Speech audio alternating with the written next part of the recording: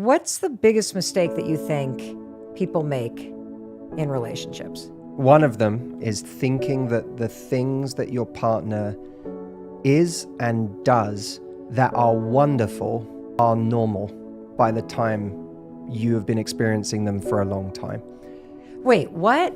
What do you mean? The things that your partner does that are actually wonderful, the Okay. things that they do that are their special qualities, the things that make your life better, more joyful, more magical, easier, the things that support you, all those little things that are magic, you start to think those are just normal things that are to be expected or that anyone would do in a relationship, because you've had so much distance from any other relationship that your memory now has nothing to compare it to. People have a rude awakening very often when they go and date someone else and they realize all the things that were wonderful about their partner were not normal.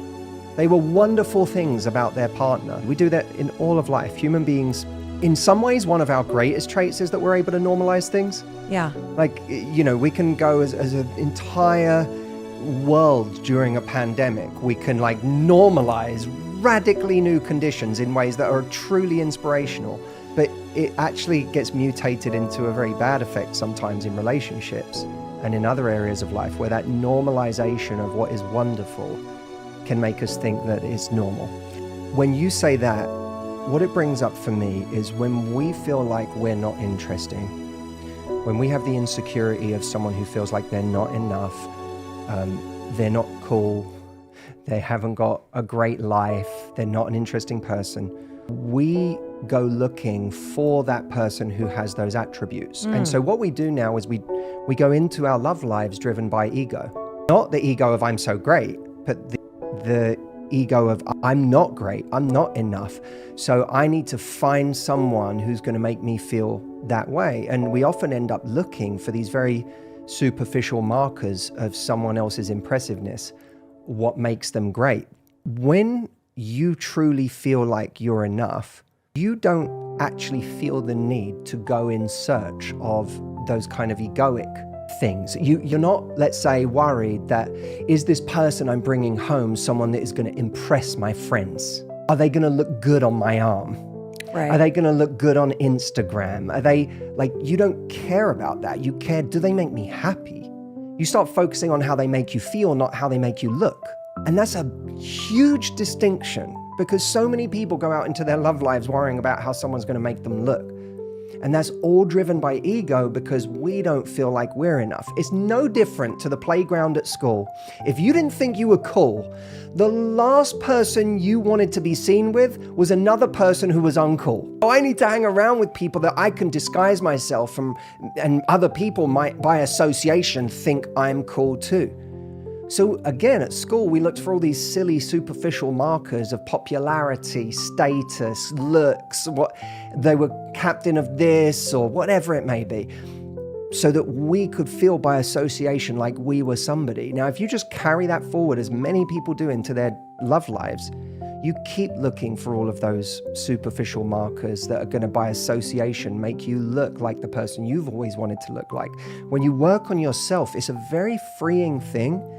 Because I'm not looking for you to be a certain kind of good looking or a certain kind of height or figure or this or that or money or status or lifestyle or whatever. I don't care about you being any of those things. I've got me. Right. I already feel good enough. So I don't need you for those things. What I want is someone I have an extraordinary time with. What I want someone is someone who sees me. What I want someone is someone I feel at home with. Those are the things that we start looking for. It's a very different thing we look for when we feel like we're already taken care of. And here's something I think a lot of people will relate to. I always think about, this is maybe a crude analogy, but I always think I am the house that I live in. Okay. When I go to a hotel, if it's a fancy, lovely hotel, I love the room, oh my God, I love the view, I never think of it as my status or my value or my anything. I'm renting this room for a night. Right. It doesn't belong to me. Yep. It's not my hotel. Are we about to talk about one-night stands? Is that where we're going No, right now? but- Okay, well, you no, said no. renting for a night. What's happening, Matthew? But I think of it as this is like, I'm just going to experience this and enjoy it for what it is. Got it. But I can't take it home with me. It's not mine. It's my home. Where I go back to every night, Yes. that's my home. The picture that I hang on mine and my wife's wall that is a beautiful picture, that actually that affects my life every single day. Yes. The hotel that I stay in is irrelevant. It's just a nice experience.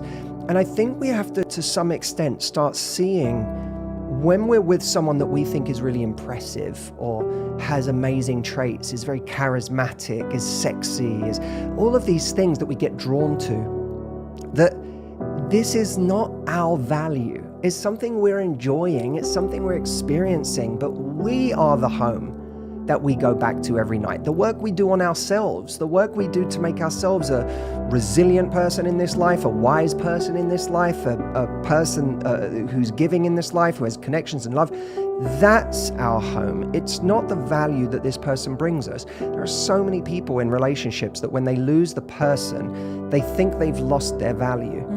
Because they started to think that my value is this value on the outside. And I don't think you can ever get the two confused, right? Even if you share many of the same values, even if you have an incredible time when you're together, if you have a different vision for your future or a completely different vision for the present, then that's still a compatibility issue. I think we have to get out of this idea that someone can be the right person even when the way they want to live their life or the way they see their future is completely different to the way we want to live ours or see our future.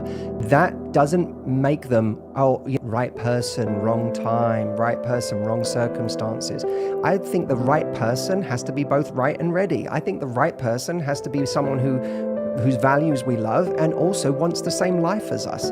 I don't believe in this idea that you have the right person who just, if it were only a parallel universe where they loved Europe and wanted to be there and live there and weren't close to their family back home and didn't, then it would be perfect. That's science fiction.